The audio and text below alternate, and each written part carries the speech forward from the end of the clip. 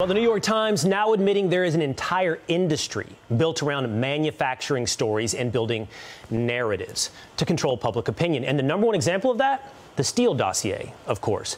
Glenn Greenwald, Pulitzer Prize winning journalist, has been warning us about this for years, and no one would listen. Glenn, great to see you. I have to tell you that I spent the last 5 years in sports, so watching these kind of stories a little bit from a distance, and the whole Russia story felt a little bit like Alice in Wonderland, another rabbit hole to fall into. And I hate the word misinformation, but what we now realize is stories like the Steele-dossier weren't just false, they truly were misinformation, were they not?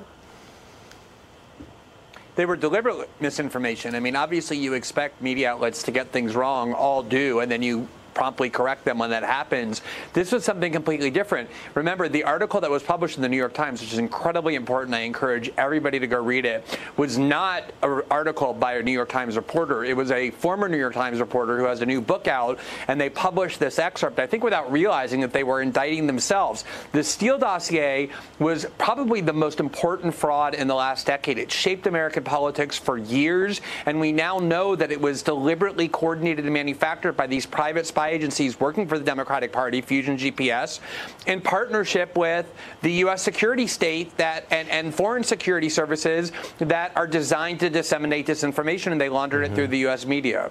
Yeah, and Glenn, the key here is that journalists not essentially neglecting to do their job, find their own sourcing, find documentation to back up the story they're handed by these private security companies. But it seems to me the key ingredient here is confirmation bias. You have to believe this already, right, for you to print something that is coming to you only on the word of a private security company. You had to have that bias built in to believe it.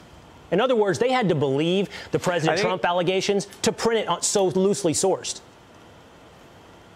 Exactly. I think that's the key, which is that obviously if a private security firm came to me and said I have information, I wouldn't turn them away. I'd want to hear what they had to say. Maybe it's true. Right. Maybe the public should know it, but I would verify it. I would want to see evidence for it.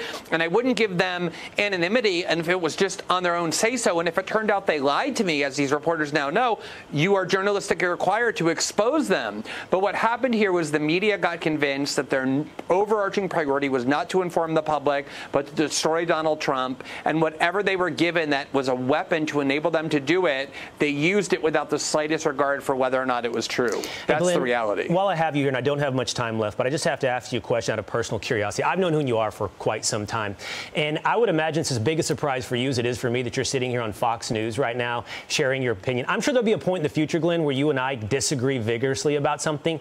What brought you to this moment where you feel like, and you only have about a minute, I'm sorry, but what brought you to this moment where you are calling out the people that used to be your compatriots? Yeah, you know, I think that the Trump era really transformed almost every American institution. And no matter what I think of President Trump's ideology, and obviously I oppose large parts of it, I think that when journalists start abandoning their core obligation for truth, it's the responsibility of everybody to speak out and denounce it, because it's more dangerous than anything they were accusing President Trump of doing. And that's really what motivated me. Well, you're always unpredictable, always interesting, always smart. Glenn Greenwald, thank you so much for being here. And that will be the goal. Great to be with you. Thank you. That will be the goal of this program this week, to tell you the truth.